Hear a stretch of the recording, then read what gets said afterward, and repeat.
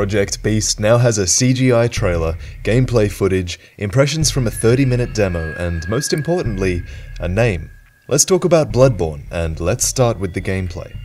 According to Masaaki Yamagawa from Japan Studios, the combat in Bloodborne is based on intense, life-threatening battles. Think about how you fight in the Souls games. You're encouraged to take out enemies methodically, but you're also encouraged towards a passive sort of block, wait, and attack when the enemy is open style of combat. You probe for weaknesses and you exploit them. Bloodborne is taking the strategic element from the Souls series, but applying it in a different way. In Bloodborne, there's going to be a transition to a quicker, more offensive and active combat style with close-range weapons and guns. In the Souls series, you're tentatively exploring the level to make it through, but in Bloodborne, we've been told that we'll be under a more constant threat and attack, with every fight being a scrap to survive. In this game, it sounds like it will be preferable to take out enemies quickly before you can get overwhelmed, an offensive approach to combat rather than the defensive one we see in Souls games. That sounds really good. In terms of story, Bloodborne takes place in Yharnam, an ancient, forgotten city cursed with a horrible endemic illness.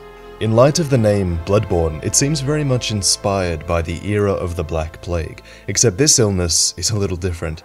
Rumors flying around suggest that the Bloodborne plague is turning men into beasts. Another rumor is that you become more beast-like as you take the blood of your enemies, which could be some sort of twist on the hollow human form mechanic. Over the years, many hopeless and afflicted people have made pilgrimages to Yharnam in search of a cure. You are one of these travelers, navigating this gothic, horrific city, fighting off the endless, deranged, nightmarish creatures that creep from the shadows. We've only seen one protagonist so far, but it's just like the other Souls games, you know, there's always that one character who is a symbol of that game. Because according to Famitsu, character customization is confirmed. In the same article, they note that it's going to be very similar mechanically to a Souls game, with the UI apparently more or less identical to the Souls UI at this point. There will also be online elements, and a few insiders have also mentioned that a 4-player co-op is an emphasis of this game, perhaps being more play with a friend friendly than previous titles. In a previous screenshot, we saw blood flying through the air in a manner reminiscent of a soul. In the later video footage, the protag was becoming more and more drenched in blood, and finally, in the new trailer, the protagonist is cutting a beast purposefully with his saw cleaver. There's this emphasis on blood, and I'm sure it'll play into the game mechanically somehow. Just like we had Souls before, this might mean that we gain something from blood. And to think, when we heard that Miyazaki was being moved to a different project, he said that he wanted to work on a lighter-hearted game.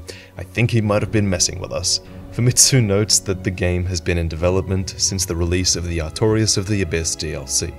Another interesting thing to note is that we haven't seen any of the footage from the gameplay leak a little while ago, but a 30-minute gameplay preview was shown behind closed doors at E3, and I have the details for you here. As I mentioned before, the game takes place inside a city. Environments will be densely layered as we dash through alleyways, across rooftops, within houses, ascending stairs and crisscrossing through adjoining rooms. Many paths will be available, and many will lead to the same point. So I imagine if you were a fan of the complex level design in Dark Souls, where levels twist around on each other, then it sounds like you're going to be a fan of this. And as I thought about the close-range combat that will take place inside houses, it reminded me of the saw cleaver we've seen within footage so far. The ability to transform it into a close-range weapon or a long-range weapon will really help you depending on whether you're fighting in a close corridor or in an open courtyard, for example. We've also been told that we should expect to see an entire class of transforming weapons as well.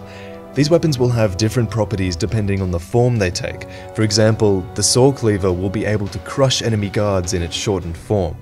This should add a really good layer of depth and versatility to the combat. You might also be wondering about guns, and another surprising thing that we learnt was that guns are actually intended to be, more commonly, a close-range weapon that will help with your offensive versatility. And that's really what a lot of this has been about. It's been about giving you this offensive versatility that will allow you to cut down enemies more effectively. In one of the gameplay previews, a player was shown stunning an enemy with a gunshot and then performing a finishing critical attack.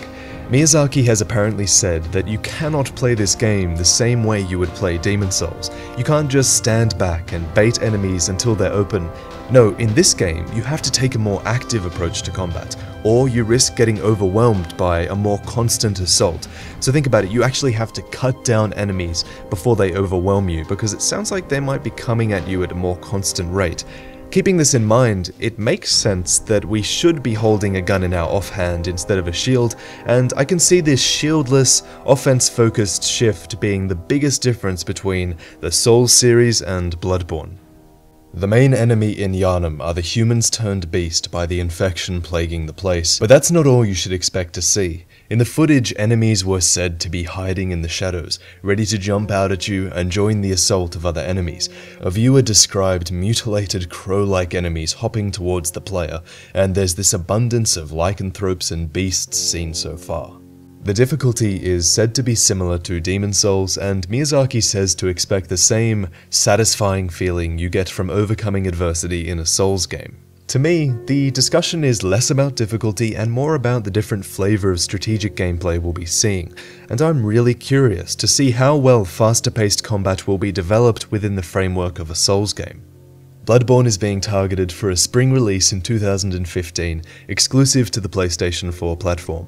It's exclusive because Sony owns the Demon's Souls IP and actually co-developed this with From Software and their own Sony Japan studios, similar to what they did back in the day when they helped create Demon's Souls.